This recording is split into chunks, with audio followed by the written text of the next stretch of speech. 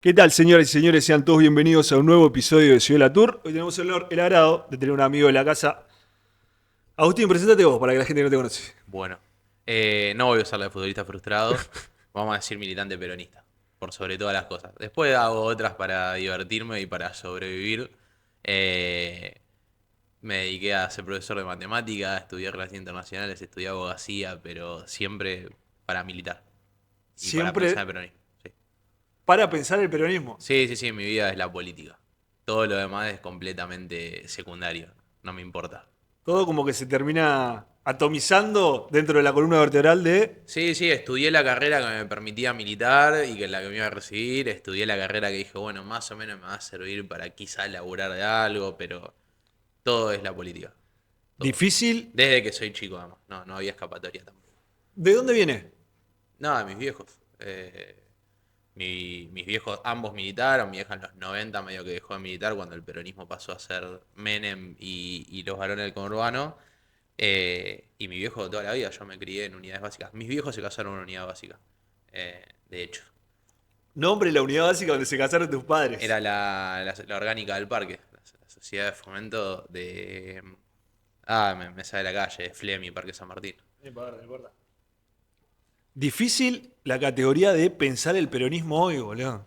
De hecho, siempre Eh, fue difícil pensar el peronismo. sí, Hay tantas ramas, ¿viste? Tantas contradicciones a veces. yo Es por eso no me angustio tanto, ¿viste? Porque yo lo que noto es que hay muchas generaciones de mi edad, yo tuve una crianza rara, no los demás, que están como muy angustiados o les conllevó un proceso de duelo muy grande el concepto de, bueno, quizás Cristina no conduce más el peronismo, o quizás el kirchnerismo no es el peronismo. Yo me crié con Menem, con Rodríguez A, con Dualde. Mi viejo bancó como gran parte del peronismo la campaña de Rodríguez A en el 2003. Después empezaron a ver a Néstor con otros ojos. Pero para nosotros siempre Néstor y el kirchnerismo, aún yo viniendo de la militancia kirchnerista, para mí siempre fue como un proceso en algo más grande, ¿no? Nunca entendí que la historia había empezado el 25 de mayo de 2003 y también uno empieza a incorporar más de temprano las contradicciones, porque muchos amigos de mi viejo se fueron con el FR en 2013, laburaban con Solá, bancaron a Dualde en 2011, con Das Neves, digo, eh, incluso creo que alguno estuvo con el Colorado de Narváez, que también juntaba 2009, sí, peronismo, sí, sí, sí. prohistórico, el prohistórico se formó con el PJ de Cava. Entonces, siempre, nunca me costó ver al peronismo como algo más grande, ¿viste? Claro, como el kirchnerismo termina siendo un apéndice dentro del. El kirchnerismo termina siendo un apéndice dentro del peronismo, cosa que lo entendemos capaz que los sub 30, pero las generaciones que vienen les cuesta desligar de ese tipo de. Sí, y a muchos de los nuestros también les cuesta, porque igual es entendible. Nos criamos en una época muy linda, la verdad es esa. Digo, yo pienso en los patios de la Rosada y todo eso, y digo, bueno, está bien, estos chicos de capaz 20, 22 que están ultra como camporizados en San José 1111. Digo, bueno, está bien, que se merecen un poco vivir lo que nosotros vivimos, no lo van a vivir igual, pero toda esa medio épica frustrada o ese querer revivir una épica de una época que fue mejor, bueno, nada, fue muy lindo lo que nos creíamos. Entonces entiendo que es difícil. Igual, ¿no crees que a nosotros también nos tocó esa parte de poner, reivindicar o revivir cierta parte de esa melancolía setentista? Sí, re comíamos de eso. Sí. Sí, pero eso entrando a Casa Rosada es más fácil. O Sí, sea, obvio, cuando sos las plazas de gobierno. mayo te Claro. llenaban. Vos pensás que muchos de los pibes capaz se sumaron a militar después de Macri. Su única plaza llena fue cuando la asumió Alberto Fernández. Ay, por O Dios, pobres pibes, sea, boludo. y bueno, y son todos los que se sumaron a militar post 2016, lo que los hizo peronistas el macrismo. No se hicieron peronistas con Néstor y Cristina, los hizo Macri peronista. Algunos los hizo peronistas Alberto Fernández, digamos. Y la última plaza, digo, vos pensás, ¿cuál es la última plaza de Mayo? Vos estuviste llena de verdad, digo, con movilización. Fue la asunción de Alberto Fernández. Antes de 2019, eso, la despedida de Cristina. lejísimos. Pero todo ese sector no lo vivió y yo los entiendo, pobre. Claro, los mirás con otros ojos, boludo. Los mirás con otros ojos Sí, porque realmente pasaron 6 años. Está a punto de cumplirse 6 años la 6 años última plaza. nefasto. Seis 6 años años en el cual el nefasto. peronismo no puede volver a llegar a una plaza o difícilmente lo pueda volver a hacer. ¿Por qué crees que pasa? ¿Por qué crees que es difícil? ¿Por un problema de conducción? por un problema de organicidad, por un problema de que nosotros estamos ahora justo cuando no sos gobierno, obviamente que afloran un montón de Sí, conflictos internos, que creo que es obvio y uno se lo toma con soda, pero también me parece que no hay nada convocante. eso. Yo creo que es un problema de movilización por sobre todas las cosas. Es decir, qué es lo que te va a convocar.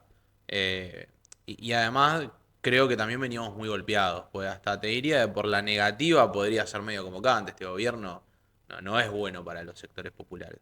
Pero me parece que hay tanto golpe y hay tan una cosa de que no hay nadie que pueda convocar y sintetizar eso, que es realmente muy difícil que eso vuelva a pasar por ahora.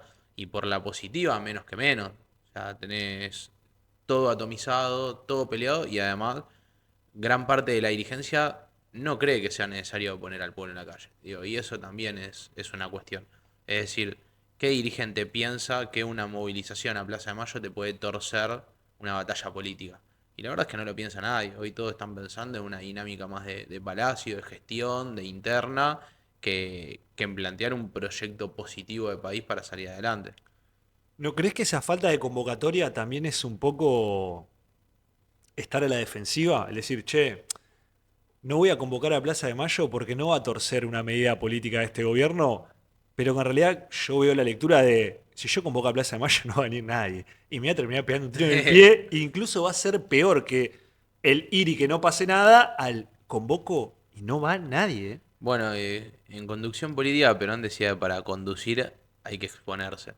Nosotros tenemos toda una dirigencia política que su principal cualidad fue no exponerse nunca. O sea, fue quedar ahí tranqui, que Cristina te jugaba bien si vos no le rompías mucho las bolas, y eso te iba elevando hasta un lugar en el que en algún momento llegabas y eras un dirigente porque de repente estabas entre los 15 primeros candidatos a diputado de la provincia de Buenos Aires. Entonces, como eras diputado, eras dirigente. Como eras ministro, eras dirigente. Como eras concejal, eras dirigente. Y lo cierto es que, bueno, esa dinámica es lo que hoy te genera decir, bueno, ¿dónde carajo está la gente o las personas que convoquen a otro, que se expongan, que salgan? Y no están, o sea, durante 10 años, 15 años te diste una dinámica de partirle la cabeza a todo aquel que asomaba un poco, de construir alrededor de gente que no te cuestionaba nada. Y ahora algunos te empiezan a cuestionar y son unos traidores que hay que destruirlos, ¿viste? Son lo peor por decir, che, me parece que esto no da. Y después todo lo otro conocen de subordinación, nada más. Fíjate, la agenda política de gran parte del sector de lo que hoy es el kirchnerismo es de vuelta, ir al departamento de Cristina. No, hay una cuestión medio contradictoria entre despedirte en 2015 diciéndole a la gente que tiene el bastón de mariscal y después dedicarte a destruir a cuanto dirigente medio aparece. Entonces, bueno, esos dirigentes medios de hace 10 años que hoy tendrían que ser dirigentes de otro nivel, va a estar. Y el único que más o menos está es un traidor, hay que matar, digo. Entonces es complejo. Incluso, dando nombres propios, dirigentes como Grabois, que creo que es uno de los que más se expone, o Sí. por lo menos más da la batalla, también está recubierto por ese manto cristinista. No, se Entonces nunca se... kirchnerizó mal. Pero aparte de estar kirchnerizado, nunca te terminás de exponer porque sabés que estás dentro del 30%, un 30% de gente te va a bancar. Incluso que seas un idiota, seas un estúpido y no lleves a ningún puerto tu dirigencia o lo que convoques, porque seguís con el manto. Es como que, no sé, boludo, me suena la Sí, de sí. Batman a la de, che, tenés No, que soltar la soga para saltar, porque si no, no salís. Y es jugar a. Pasa que es una estrategia minoría intensa, nadie quiere construir mayoría. Entonces, la cuenta de mierda que hacen es, bueno, si va poca gente a votar y nosotros tenemos una minoría intensa, entonces vamos a ganar. Y bueno, y que cada vez más gente se queda fuera de la política, que cada vez más gente nos vote por eso más lo menos peor. De hecho, Grabois había hecho un proceso muy interesante, al que yo adscribí. Yo la verdad voté a Grabois en las PASO 2023, y lo puedo recontra justificar, además no me arrepiento para nada, porque para mí Massa no representaba el proyecto político, y porque la verdad le valoré al chabón que dijo juego. Juego y no importa cómo me va, yo juego porque en realidad lo que quiero hacer es dejar en claro que esto no es representativo del frente y que hay gente que no se siente representada en este frente electoral. Y en esa elección nos podría haber ido mucho peor si Grabois no jugaba, que terminó trayendo 6% a nivel nacional. O sea, John sacó una cantidad de votos impresionante, creo que en Catamarca había sacado como 10 puntos. Entonces, había un sentimiento ahí de peronistas queriendo ir por otra cosa. yo creo, y conozco muchos que votaron a Grabois que no tienen nada que ver con Grabois. Yo no tengo nada que ver con Grabois. Era más un sentimiento que un proyecto de país. Pero ese sentimiento tampoco y lo representa a nadie por esta cuestión. Digo, bueno, hay toda una medición de cuánto pierdo, cuánto gano. Y no es porque uno tenga que hacer o quiera constituirse como dirigente haciendo boludeces tampoco. Hay cálculo, hay. Pero no puede ser todo el tiempo sostener posiciones. Si no atacás nunca, si no avanzás nunca. Todos quieren ser ministro, digamos, nadie quiere ser presidente. Yo capaz que con una visión un poco. Uy, disculpa. Yo capaz que con una visión un poco más sesgada, la jugada de Grabois, si bien la vi, la valoré mucho, sentí que también salió a cazar adentro del zoológico. O Sí, sea, sí, sí. yo sé que sin el sello de Cristina, no le iba a ir muy lejos que gente como Moreno o Sí. como Randazzo. Me alegra y se celebra que alguien dentro por lo menos diga, bueno, vamos a jugar, ya está, estamos acá adentro, por lo Sí, menos quiero jugar imagínate el igual que partido. para que le den la interna tuvo que llamar al Por, Papa. O por sea, por no eso te te dan una digo, interna si no ni en pedo. por eso te digo, se valoriza, capaz que te digo eso, tengo una visión sesgada porque capaz que es eso. Para mí, no representa o no tiene la representación de lo que es el peronismo. De hecho, que él no se vea como peronista. Sí, sí, sí. No, es Es que. que, Emma, ¿cuál fue el último candidato o ponerle referente, dirigente, lo que sea, que realmente se cataloga como peronista? Y real, ¿eh? Te estoy diciendo, ponerle, si yo te digo, Insaurralde, boludo. ¿ves? Posta, yo te digo Y además te digo, el Grabois. último que es peronista de verdad es Insaurralde. A eso es lo que te digo. Grabois, Massa, Guado de Pedro. Son tipos. Albertos. Alberto Alberto sí, dice, pero. yo soy un socialdemócrata europeo. Por eso te digo, ninguno siente la doctrina peronista o se siente peronista. Y los últimos que tuvimos, realmente nos hemos pegado un tiro en el pie como dirigencia. Sí, sí, sí. Gente como Izarralde, una lástima, ¿eh? Hasta cierto punto lo bancamos, después le tenés que soltar la mano por desprolijo. Sí. No creo que haga algo muy distinto de lo que hacen otros actores políticos, No, sin no, no, importar el color fue de. desprolijidad absoluta. Fue una desprolijidad. Pero sí, no, pero por lo que te digo, viste, es el problema. Nosotros hemos tenido dirigentes medios, gente interesante, incluso, bueno, hemos participado de experiencias militantes. ¿Cuántas veces te ha pasado de conocer gente y decir, che, Este. esta persona es piola? O sea, no, no sé si va a salvar a la Argentina, pero por lo menos es piola, me cae bien, parece buena persona, es inteligente, va para adelante. Y esa persona hoy está fuera de la política. O sea, en general, lo que nosotros fuimos conociendo. ¿Querés que...? No, no, no, no. Ajá. Silenciamos, silenciamos. Disculpa. No, Decime. tranqui. Ahora. Lo que nosotros fuimos conociendo, que nos parecía lo más capaz, se terminó yendo de la política. Se terminó yendo, porque hay un juego construido alrededor de que solamente podés sostener determinadas ideas, determinado discurso, determinada lógica, y que siempre es la de la subordinación, que bueno, el que quiera hacer algo distinto se va a la mierda. Y eso, esa ha sido la gran sangría, digamos, de las organizaciones políticas, y lo peor del proceso kirchnerista, que para mí hizo algo muy bien, que es que incorporó a mucha juventud a la política, y como la incorporó, la tiró a la mierda o la burocratizó, lo cual es peor. O sea, tenés esos dos caminos. O los echó, o les hizo creer que la política era cargo, falopa y puterío. Digo, hoy tenés esas dos situaciones. Eh, Es que sí, igual sí, un sí, sí. poco. Pero vos conocés, hoy yo ya tengo casi 30 años, yo tengo compañeros, amigos de militancia de cuando teníamos 15 de secundarios que hoy son legisladores, tienen buenos cargos, son personas relativamente reconocidas y están destruidas mentalmente. No son las personas que yo conocí, ¿me entendés? Dejaron de creer en la política, empezaron a creer en otra Pasa cosa. que el sistema te arruina, boludo. Estar dentro, eso, de la burocracia estatal, te aleja un montón. Y ni siquiera creo que es algo propio que uno elige. Decir, bueno, listo, me voy a terminar alejando y voy a dejar de palpar la realidad porque quiero ser un burócrata. Sino realmente. Yo creo que hay antídotos, son ¿Sí? incómodos. ¿Cuáles? Decime uno. Hay antídotos, pero son incómodos. Y las construcciones colectivas, pero las construcciones colectivas de verdad. A mí me pasa, digo, yo ahora a los 28 años por primera vez, digamos, tengo una función de gobierno. Y es cierto, está todo armado para que vos termines aislándote, digamos, y ante eso tenés dos cosas que te encaminan. Primero, la conducta personal. Yo hago cosas que son boludeces, pero no son boludeces, ¿viste? Como cuestiones obligadas de agenda. Eh, Ahora estoy laburando en La Plata, me dejé ir mucho a Capital. Toda la semana me tomo el Sarmiento, por lo menos una vez por semana me tomo el Sarmiento, para seguir, nada, yendo a Capital, haciendo un poco de, viendo cómo está la sociedad. Y toda la semana, por lo menos a 2 barrios del conurbano, fiero, fiero, me meto. Me meto, voy a tomar mate con gente de ahí. Laburamos, hacemos actividad con los pibes, charlo con los pibes, cómo estamos, digamos. La actividad de militancia territorial hoy la sostengo desde otro lado, digamos. Sigo con la militancia territorial. Además, lo otro es mis actividades militantes en el territorio no las corté nunca y trato de no cortarlas en lo posible, a menos que tenga algo, nada, de laburo casero que no pueda ir, pero como cualquier militante sigo manteniendo el territorio independientemente de lo otro. Y eso, para mí lo que está todo armado para que vos te aísles de la sociedad, pero en la que vos te aislás perdés, boludo. Y no podés entrar en ese juego. Y lo segundo son las construcciones colectivas. Yo, un gran problema que veo en la política es que muchos de los políticos no tienen amigos. Y vos, de verdad te digo, pensalo.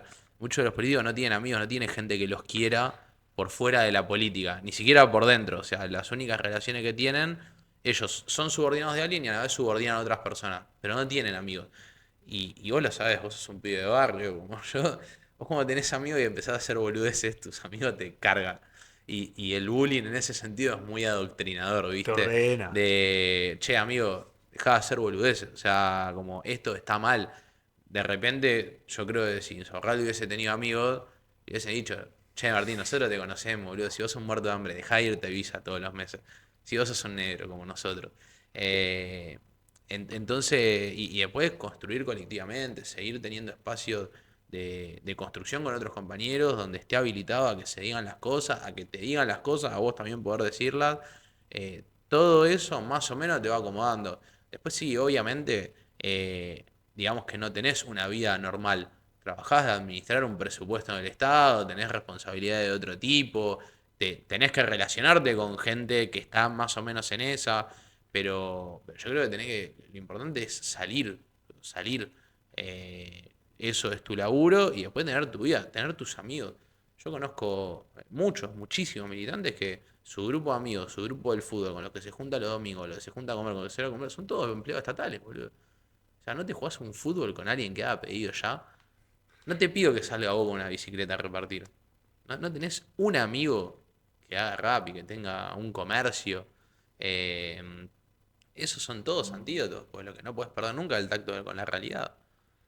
Me suena a nicho de jugador de fútbol. Viste que los jugadores de fútbol se juntan con jugadores de fútbol. Tienen Eh, amigos que son jugadores de fútbol y después si yo te pongo un audio, una transcripción de, yo qué sé, de cualquier jugador de fútbol, no vas a diferenciar cuál es. Es el famoso cassette. el, Vos el decís, mate, las J. es el mate, hicimos un buen partido, toda la boludez, se juntan en el mismo lugar, usan la misma ropa, consumen la misma cultura, consumen la Sí. misma música. Pasa un poco esto, decís vos, en el plano burocrático. Son casta, son casta. O sea, Milei tiene razón cuando dice son la casta. O sea, vos cuántas personas conocés que son funcionarios, ¿no? Insertos en la vida social normal. No, no Y de existe. vuelta, no te digo insertarte lo mismo. Si sos Paredes, no te estoy pidiendo que vayas en colectivo a entrenar a Boca Predio. Pero por lo menos tenés dos, tres de tus amigos de la infancia, viste, sostenerlos. De hecho, a mí lo que pasa es que yo los políticos, gente que ha estado en cargo de poder, más centrados que conozco, son en general los que nunca perdieron eso, ¿viste? Como su grupo de amigos de la adolescencia, su fútbol de los martes, esto, tacto con la realidad, porque además vos trabajás con eso. Solo trabajamos de tener tacto con la realidad. Cuando dejás de tener tacto con la realidad, empezás a leer mal la política. Creo que eso se perdió. Es verdad. Como lees mal la política, dejas de servir. Es lo que le pasó a Cristina. No lo había pensado de esa manera, pero ahora que lo decís, creo que de los últimos dirigentes se lo valora muchísimo a esos que no pierden contacto con la realidad, que por ejemplo es el único que convoca a una juventud que es Guillermo Moreno. Sí, Es el único que le puede hablar de igual a igual a un pibe de 20 y el pibe de 20 medianamente lo entiende. para más Guillermo Moreno tiene algo, y yo lo he vivido, porque he tenido trato con él. Es un chabón que cuando habla con un pibe de 20 años también lo escucha. Está escuchando lo que dice ese pibe. Entonces después por eso le puede hablar. Si vos no escuchás lo que te dice la otra persona, no la vas a poder interpelar nunca, no la vas a poder entender. Y ese, a mí me pasó mucho con Cristina, o sea, vos te das cuenta que por lo menos hasta 2015 Cristina tenía algo, de la mina era presidenta, pero tenía como, no sé si era olfato, si tenía un sistema armado, no lo sé, pero hablaba de problemas y vos decías, sí, la verdad que estos son los problemas que yo estoy viviendo, más allá de las cuestiones de estadista, digamos, había un sentir, un tacto social. Y ahora me pasa hace años que digo, esta mina no tiene, Es mucho más le palpable. está hablando a otro sector que no tiene nada que ver conmigo, que hoy a 10 ya estoy viendo que no llego a fin de mes, ¿me entendés? Como, me parece que es eso, como poder mantener siempre la noción de que nosotros, esto, si querés construir o tener una construcción política verdaderamente popular, no puede ser escindida del pueblo y vos no podés dejar de ser un pueblo. O sea, no podés ni no venir del pueblo ni dejar de serlo. Y de vuelta, lo mismo. Hay, hay cuestiones de vida, hasta laburo, todo, que muchas veces te van llevando a que, de vuelta, no le pedimos a Insaurralde se tome todo el día de Sarmiento a las 5 de la mañana. No le estás pidiendo eso. Pero bueno, no puede ser que la mayoría de los funcionarios de 50 años no se toma el tren hace 20 años. Una vez por mes, aunque sea para irte de excursión, para ver cómo viene la mano, para conocer algo. Sí, no sabes lo que es un bondi. Bajate en Plátano, comprá una tortilla, hablá con la que lo vende. No hables solamente con gente que sabe quién sos vos y que sos de un tipo de poder. Ponete a charlar con la gente. Preguntale qué está pasando, qué está sintiendo. No es tan difícil. La última entrevista que dio Cristina con el gato silvestre, me pasó eso. Ver que había llegado a un lugar donde se veía muy palpable que estaba totalmente fuera del contacto con la realidad. Y el detalle que a mí, te juro que me dolió, fue cuando, criticando el gobierno de Milei, dijo, los trabajadores cobran el primero y el 5 se les saca el sueldo. Los que cobran el primero son los estatales. Sí, claro.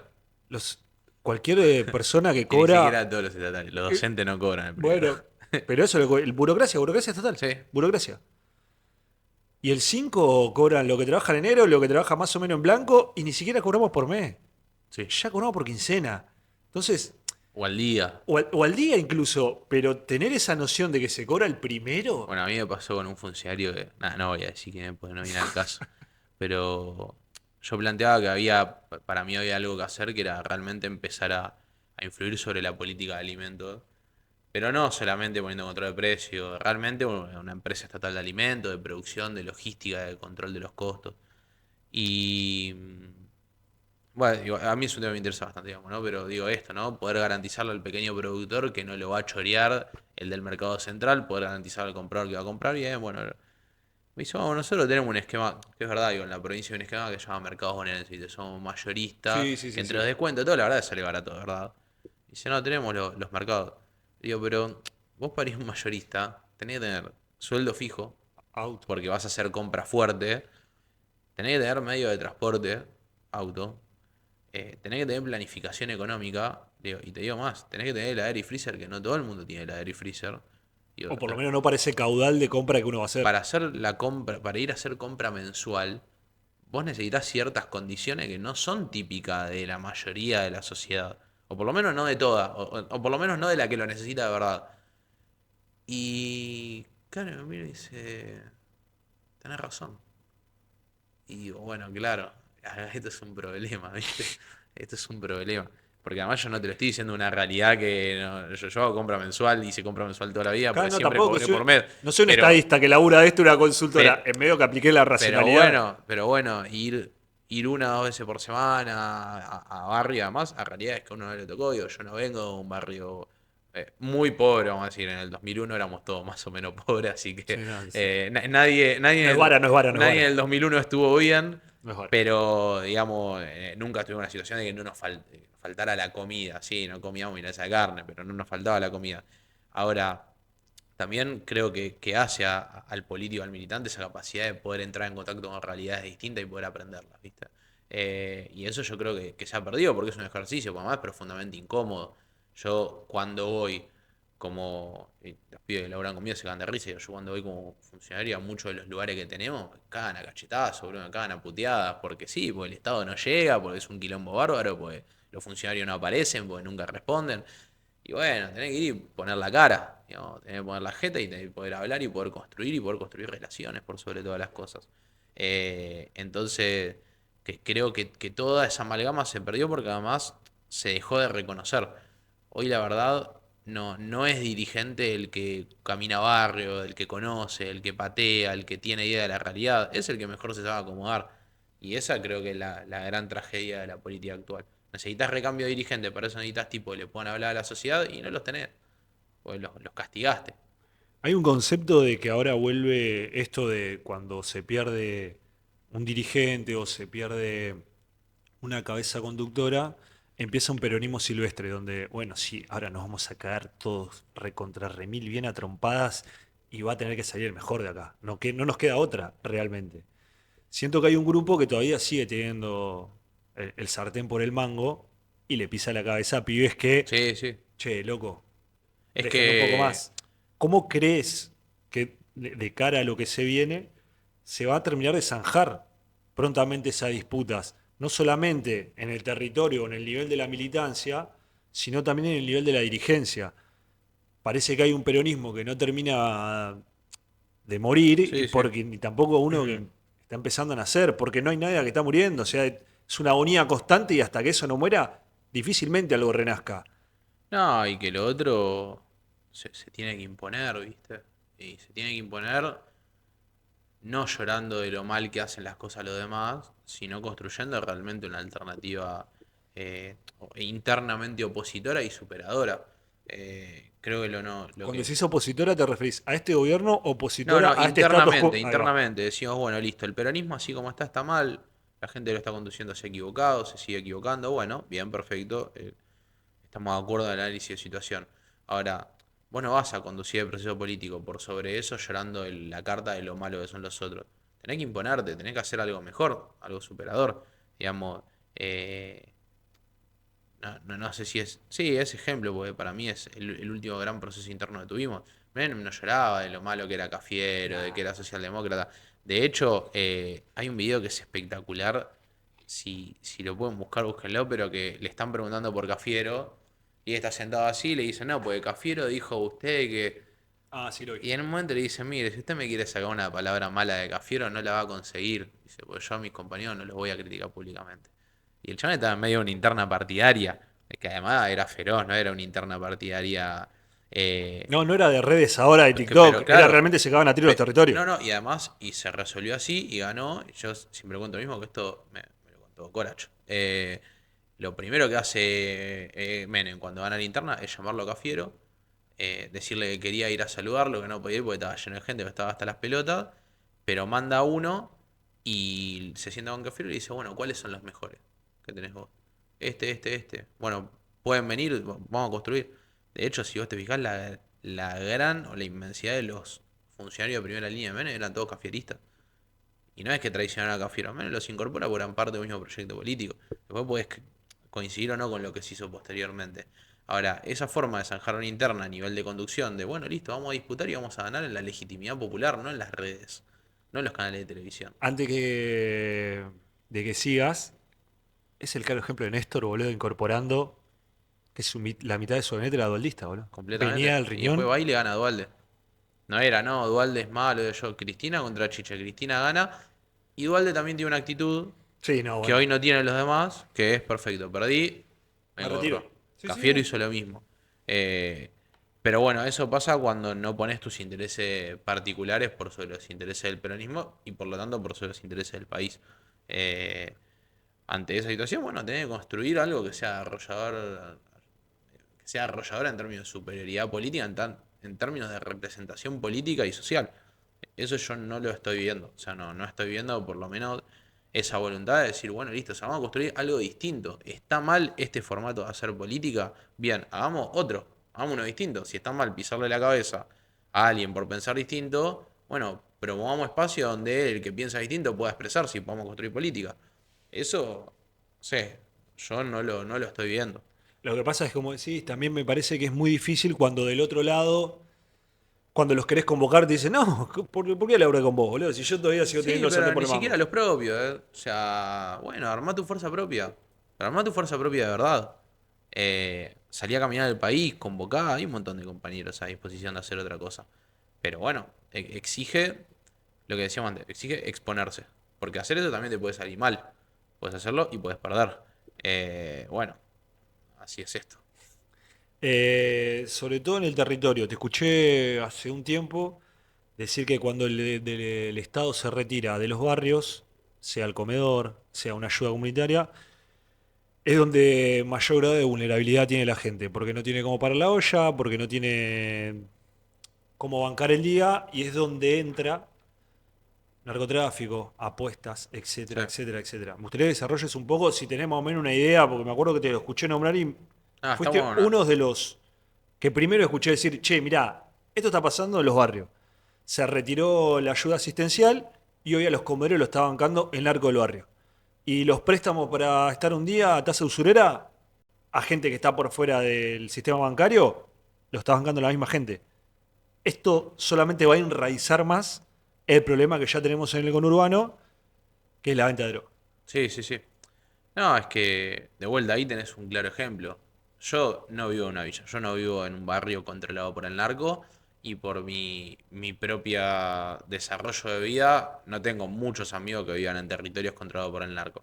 Ahora, bueno, parte de mi política es sentarme con curas, sentarme con obispos, sentarme con gente que lleva adelante comedores, con gente que labura en los barrios, che, ¿cómo está? Y todos te dicen lo mismo, que es, acá el Estado se retiró, y lo que hoy ordena el barrio es el narcotráfico. Los mayores empleadores de los barrios son los narcotraficantes, le pagan un soldadito 20, 30 lucas por día, son entre 700 lucas y un palo por mes.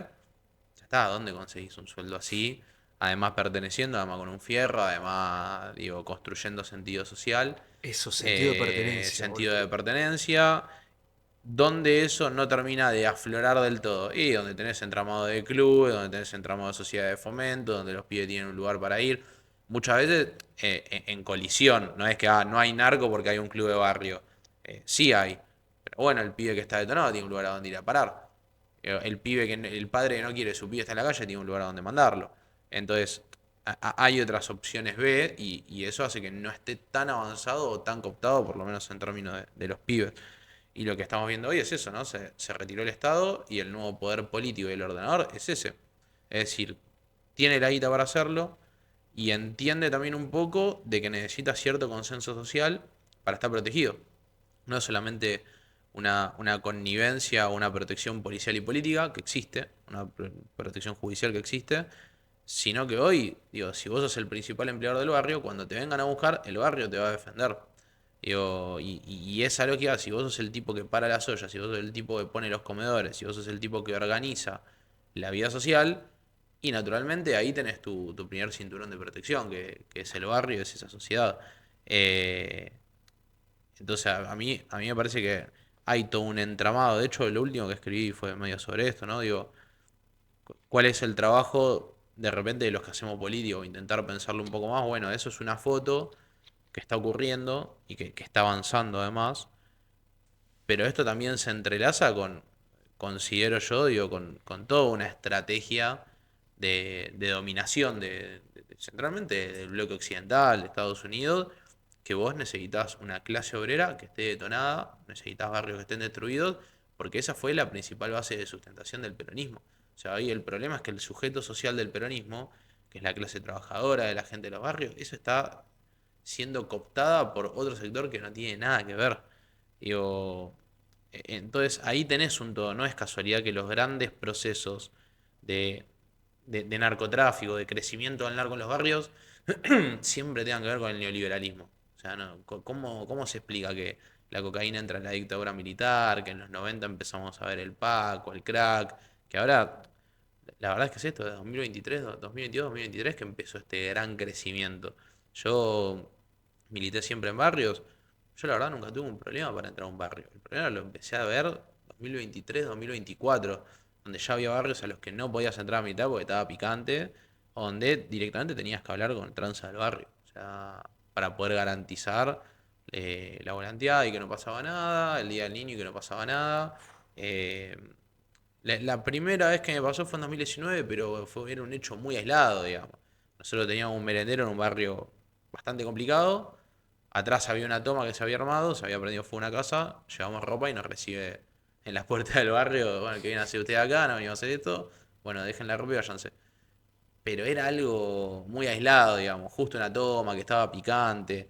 Después siempre hemos laburado en tomas en Merlo y nunca tuvimos quilombo. Y ahora sí tenés una expansión jodida de eso. Y para mí lo más jodido es que la política no toma nota. No toma nota porque no vive esas realidades.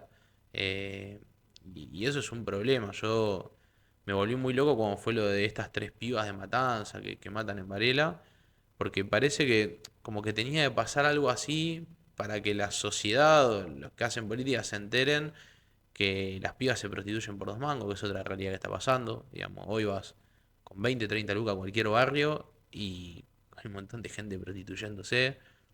Porque te hablan, no, no, la prostitución es el OnlyFans. El OnlyFans es de No. clase media alta, boludo. Necesitas un iPhone 14 para sacarte la foto, una buena foto, una buena producción. Cobras en dólares, Un nicho. necesita un nicho, gente que te conozca. Digo, eso es un nicho muy de clase media. La prostitución se está ejerciendo efectivamente y físicamente por 2 pesos con 50. Los pibes están todos siendo soldaditos. Ya ni siquiera el chorro, porque ni siquiera, o sea, es todo opaco, rastrerismo, o sea, ni siquiera robo de verdad y crecimiento de la violencia. Digo, ahora en Dorrego, barrio Dorrego en Matanza, pasó un hecho hace un tiempo, estuvo en la tele, que nada, el hijo de un tranza, correme la moto, acá estaciono yo, no, boom, le metió 2 tiros. Eh, bueno, esa es la nueva sociedad que para mí no están advirtiendo gran parte de las personas en política, que la sociedad argentina cambió, no es ya lo que nosotros hablábamos de la Argentina. Y ese es un problema porque también estamos haciendo política imaginando que le hablamos a una sociedad o queremos transformar una sociedad que no es y que ya cambió.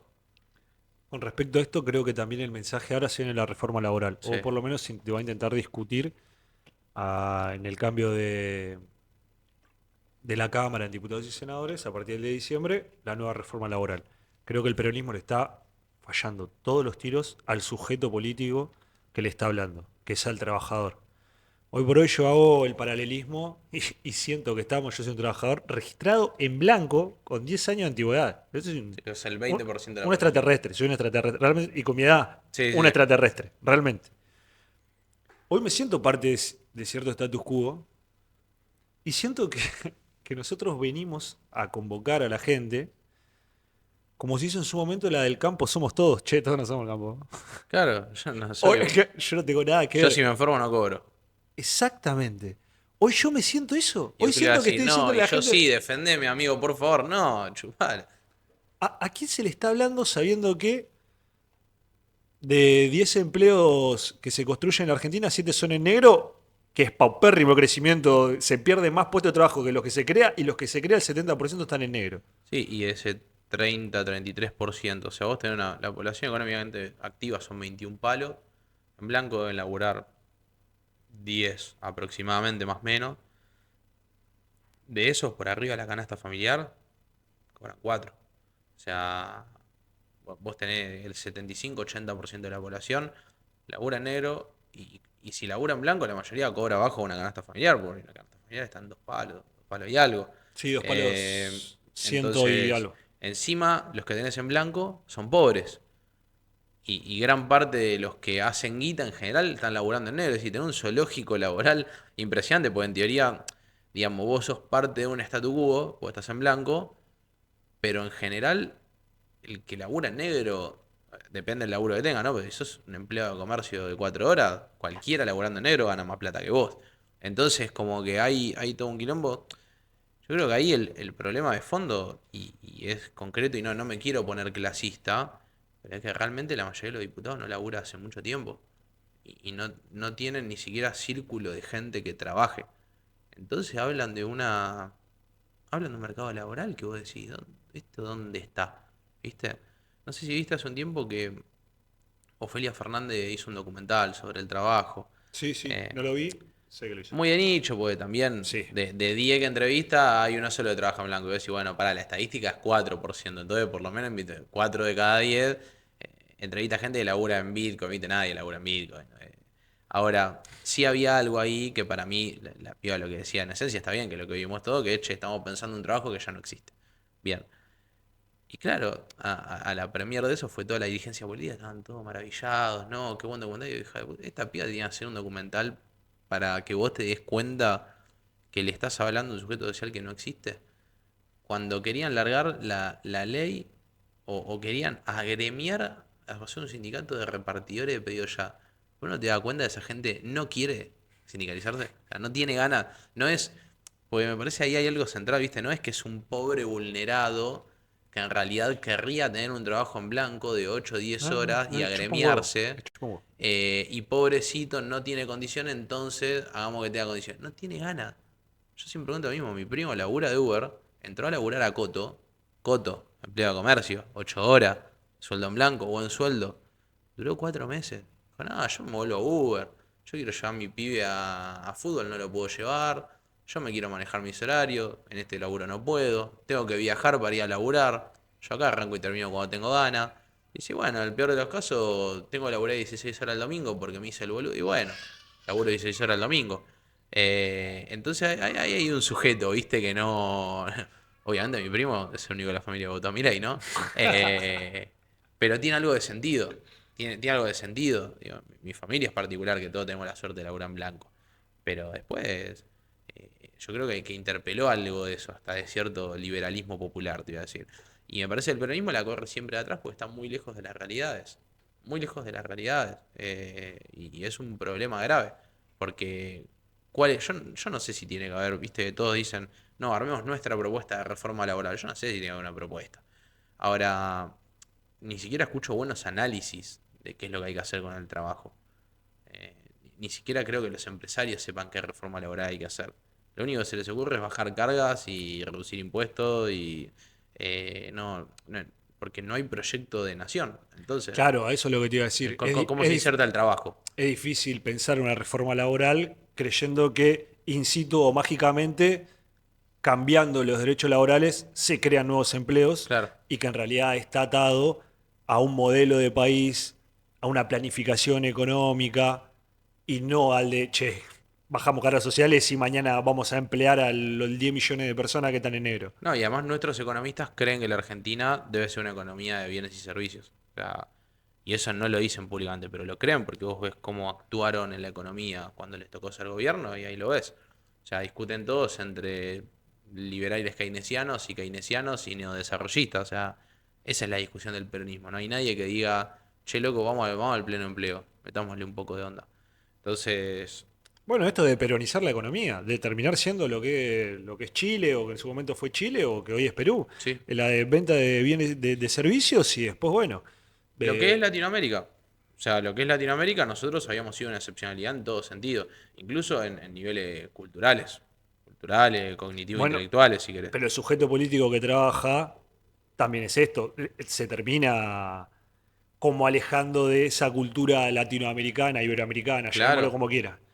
Pero creo que te termina alejando y por eso somos tan distintos. es que la caribenización es eso, te estupidiza no transformar la realidad con tus manos, digamos, no pensar. Y en cambio, el hecho de pensar tu trabajo, de transformar la realidad, de estar inmerso en un proceso productivo, conocer el proceso productivo y digo, tu organización sindical, aprender de ese proceso, todo eso te eleva culturalmente. Digamos, yo he tenido la suerte de conocer países caribeños, sin que nadie se ofenda, son boludos. Son boludos de verdad, pero bueno, son economías rentísticas, toda la vida la guita cayó de arriba. Entonces eso hasta te da otro diseño de sociedad. La famosa clase media no es otra cosa que laburantes en una economía que le va bien y por lo tanto tienen salarios altos. O sea, no hay otra magia en eso. Si vos tenés una economía de bienes y servicios, tenés los que concentran eso y los que pedalean una bicicleta 14 horas. No tenés nada en el medio. Además también es eso, el acercarse a la cultura, al arte, te lo va a tener también buenos salarios. Sí, claro. Es Tenés en qué gastarla. Exactamente. Entonces es muy difícil que poder culturizar a una sociedad donde los salarios son paupérrimos. Tampoco le puedes exigir demasiado. Laburan 14 horas por Por eso. día. Después no te queda tiempo demasiado para, bueno, voy a hacer un grado de, no sé, me voy a leer algo, o voy a hacer un curso de lo que sea. Yo siempre cuento lo mismo. Yo el mismo año conocí los dos extremos de esas sociedades, que es Cuba y Panamá. Y boludo, el panameño no. A mí me chocó mucho ver gente tan derrotada. La mayoría con los que tomaba contacto eran taxistas. ¿Viste? No hay transporte público en Panamá prácticamente, entonces todo taxi y taxi. No hay taxímetro. Yo voy hasta acá, negociamos y vamos por 2 monedas. Sí, transacciones individuales. Eh, Y lo que decían es, bueno, sí, yo de repente tengo un 0 kilómetro, uso taxi, pero yo laburo 15 horas por día. Si me enfermo no tengo nada. Y si a mi hijo le agarra una enfermedad, se muere. Acá no hay nada. No hay sistema de salud, no hay un carajo. Ese tipo que va a ir al teatro, boludo, no vive. Está pensando cómo hacer una moneda por si a alguno se le agarra un resfriado. Y por el otro lado tenés Cuba, que digo, de una pobreza económica jodida, porque es un país bloqueado, pero un país con una cultura impactante. Pero impactante, ¿eh? No, yo no he visto algo así en mi vida, digamos.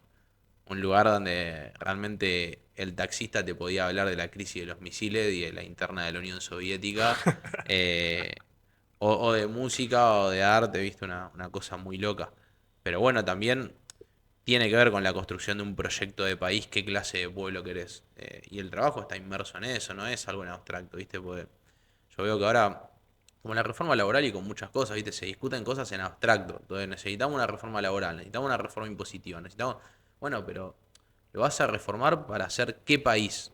¿Cómo lo vas a hacer ese país? ¿De qué se trata ese país? ¿Hacia dónde va ese país? Porque si vos me decís vamos a hacer una reforma laboral para ir al abismo, y te voy a decir que no, sea cual sea la reforma laboral, no son actividades en abstracto. Y me parece que lo que nos está faltando de eso son estadistas. Estadistas que lo que tienen la capacidad, y lo que tuvo la capacidad Perón en su momento, es de plantear soluciones a problemas que la sociedad en general no está viendo. Pero él sí, porque se dedica a eso. Eh, Política. política, y no tenés cuadros estratégicos hace mucho tiempo. Gente que piensa el país. Entonces, si nosotros pensamos el país y qué hay que hacer con el país, bueno, hacemos una reforma laboral que vaya en ese sentido. Porque si yo te digo, por ejemplo, que quizás peor que la clase obrera industrial china en los 70-80 no la pasó nadie, la pasaba mal. De hecho, las zonas económicas exclusivas que inaugura Deng Xiaoping y que ahora todo va y dice, mira esto, No, no, era. era 15 horas por día, no había, estaban prohibidos los sindicatos, el Partido Comunista Chino prohíbe los sindicatos, prohíbe las quejas laborales, Hacinamiento, un hacinamiento escandaloso. hacinamiento, te moría, no pasaba nada, ¿viste? Te sacaban de donde vivías. Ahora, es bueno, esto es en función de que, o sea, los chavales dijeron, bueno, la verdad estamos mal, como país, porque China estaba mal, vamos a estar un poco peor, pero en 30 años esto va... Y bueno, ahí tenés. Entonces, hasta si querés proponemos una reforma laboral, ajustame, hacé lo que quieras, pero decime hacia dónde vamos. Porque ¿qué, me voy a estar peor para qué? Vamos a discutirlo. Claro, vamos a Vamos a discutirlo discutirlo. y ahí Como si. tenés otro problema, que es que la representación de eso, que es la CGT, o sea, no quedó solo vacío del cuadro estratégico de la política. No hay sectores del empresariado, no hay sectores de la clase trabajadora, no hay sectores de nada que tengan un proyecto de algo. ¿Cuál es el proyecto de país de la Confederación General del Trabajo? No hay, no hay, es todo tacticismo. Reina el tacticismo hace 50 años. Desde los 70 reina el tacticismo, reina la cultura neoliberal y mirá que yo soy muy pro CGT. ¿Por qué? Porque reina el tacticismo y la inmediatez, porque eso reina en la sociedad, no es que los dirigentes de la CGT salen de un repollo, entonces tenés todos pensando acá 50 años y tres gordos sentados haciendo guita. Eso está impregnado en el conjunto de la sociedad. Pero me parece que es justo la política la que debería empezar a escindirse un poco de eso y empezar a pensar en un proyecto de país. Incluso como siempre se viene a la cabeza del peronismo, boludo. Pensás en esto de China, de, bueno, vamos a estar re mal, bueno, pero vamos a insectificar toda la sociedad en pos de esto. No es el comunismo. El liberalismo es otra cosa, el neoliberalismo es otra cosa. Hay algo acá. Ya Sí. se pensó esto. Se llama peronismo. No hay otra. No, no sé si buscarle tantas A vos te vueltas. debe pasar, vos vas por el país te lo digo, y te digo, pasa. Vas por el país, llegás a cualquier lugar, decís, che, qué zarpada esta obra, boludo, mirá lo que... ¿Cuándo se hizo? 1952, ¿viste? O sea, a mí me pasó con el Hotel Provincial de Mar del Plata. Todos los hoteles, boludo, de la costa. Digo, che, este hotel, que, digo, a mí Mar del Plata es una ciudad que me gusta mucho. Y una digo, che, qué zarpado este hotel. O sea, viéndolo objetivamente, peronismo. ¿Y cuándo se hizo? Peronismo. Digo, bueno, había una noción, ahora, de vuelta, no hay otro secreto de la planificación. Yo hace muy pocos días pegué mucha onda con el que redactó el plan trienal. Opa. Y me explicaba que está vivo todavía, tiene 80 y pico de años, era muy joven él en ese momento.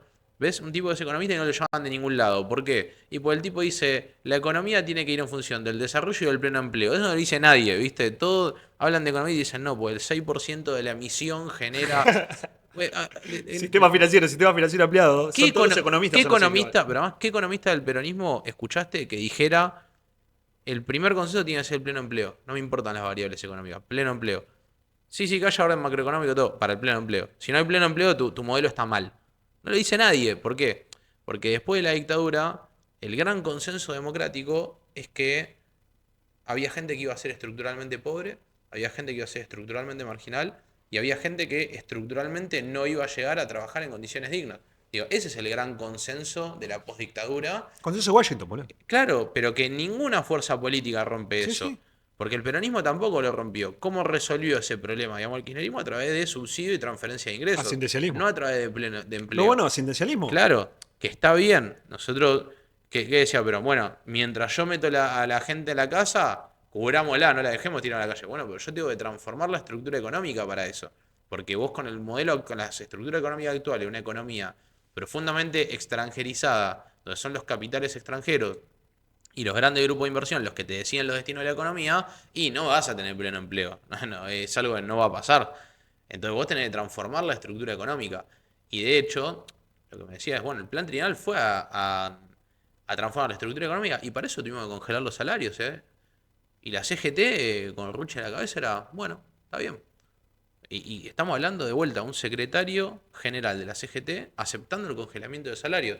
¿Por qué? Porque te decía, bueno, yo te voy a garantizar esto, ¿Para qué? la participación en el salario y nosotros vamos a incrementar el salario, pero a la par que se vaya incrementando la productividad, digamos, vamos. Y había un proyecto país y era para hacer estas obras. Yo, otra de las cosas que no sabía, digamos, cómo pensaba la integración Perón, el Mercosur, ¿no? No pensaba un mercado común de intercambio de bienes y servicios. ¿Qué dijo? Che, asociémonos, generemos obras estratégicas que generen como un consenso de que estamos todos juntos metidos en esta. La represa de Yacyretá en Paraguay, binacional.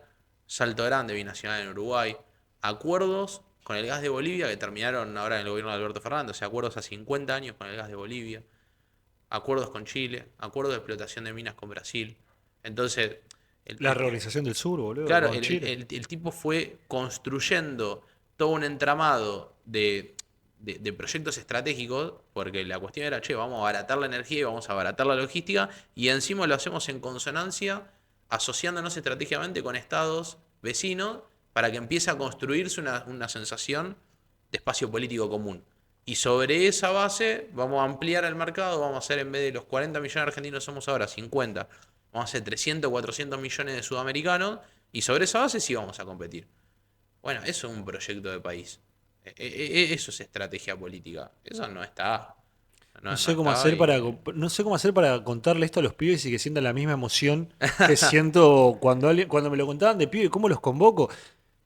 En los 70, cuando en las Islas Malvinas todavía se calentaban a leña, 19, creo que 73-74, Perón decide establecer en Islas Malvinas, con permiso y de Sí. acuerdos internacionales, establecer una base de YPF para que le den gas licuado y petróleo refinado. Gratis, onda. Porque Perón decía, si ponemos un piacano nos vamos más.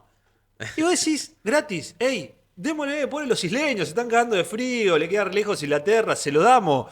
Porque a 20 años, estos tipos van a decir, eso es Sí, Argentina. sí. Yo soy argentino. Estaba pensando a 30 años, ¿cómo recuperar las Islas Malvinas? Mirá con qué detalle, boludo. Eso es pensar un país, Y boludo. había un consenso también de fuerzas políticas, porque, por ejemplo, hay una obra que es La represa del Chocón, esto lo aprendí leyendo la historia de Helbard. La obra se empieza a crear en el 50-60 y se termina inaugurando en el 72-73. O sea, pasó Frondizi, Guido Ilia, Onganía, Aramburu, Lanuse, Levingston, Leonard. Ninguno dijo no hagamos una represa para que la energía esté más barata. Después de la dictadura militar hubo nuevos consensos. Había un consenso predictadura, bueno, queremos que las Malvinas sean Argentina y vamos a tener una actitud. Después sí, había sectores que estaban a favor Todos más del eran, sí. capital concentrado, más de la oligarquía, digamos, mucho menos populares, pero la discusión se daba sobre determinadas bases. De hecho, a la oligarquía misma que decía, che, que tener pleno empleo, porque si no los negros nos van a matar. que tengan laburo, que tengan techo, porque si no, estos nos matan. Entonces había una serie de consensos, que esto, después de la dictadura militar, los consensos son otros, y empiezan a estar para otro lado. Entonces vemos una Argentina que desconocimos.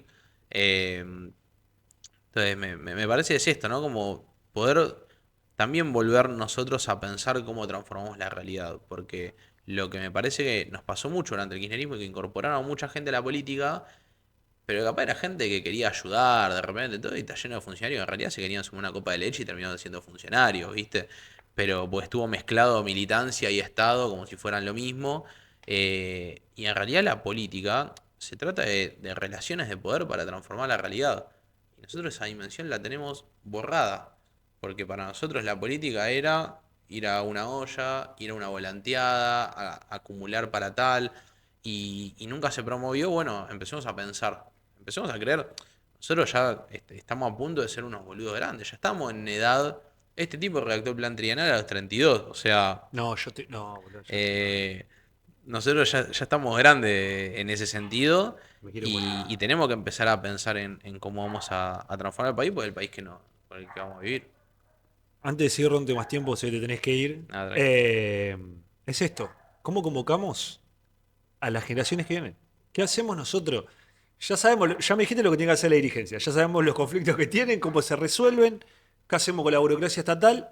Nosotros como militantes de a pie, ¿qué podemos hacer? Esto te juro que se lo pregunté, me acuerdo que se lo pregunté a Guillermo Moreno en una charla mano a mano, o sea, sin cámara que lo fui a ver. Y el chavo me dijo, flaco, predica con el ejemplo. Yo qué sé, boludo. Qué hijo de puta, te iba a responder lo mismo, boludo, me Se cago.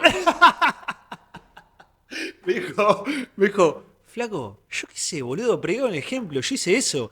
Yo era peronista y a donde iba decía que era peronismo y a mí no me lo iban a robar ni porque esté en dictadura ni porque esté proscripto. Yo soy peronista, banco las Malvinas, yo soy Qué laburante, viejo de mierda, boludo. tengo una sola mujer, banco la Dije monogamia. iba a hacer una respuesta de la concha de la lora y me la acabó.